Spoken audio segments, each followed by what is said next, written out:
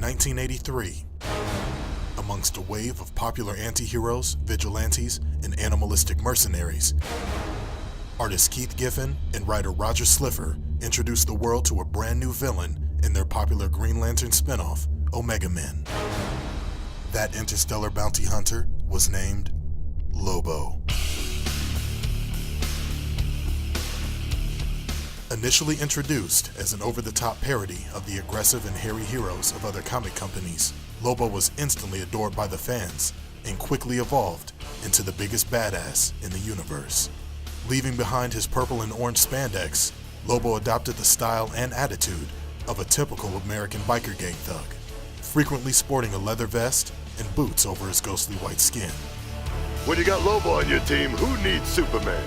Traveling the universe on his galaxy-hopping space hog, Lobo often leaves a trail of bodies in his wake. His aggressive demeanor and penchant for violence spans all the way back to his homeworld, where he single-handedly obliterated all of his kind in one genocidal swoop. For the past 30 years, Lobo has faced off against most of the DC universe, including Batman, Aquaman, and even the big man himself, Superman.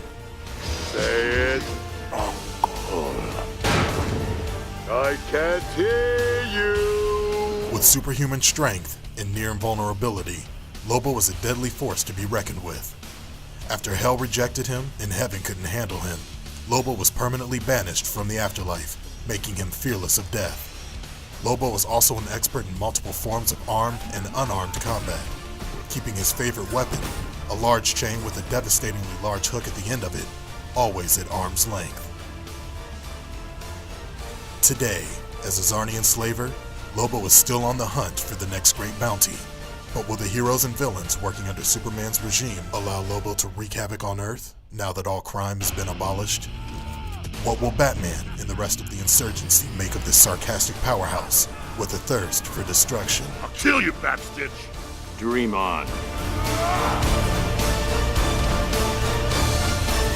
Find out as Lobo enters the fight, only in Injustice, Gods Among Us.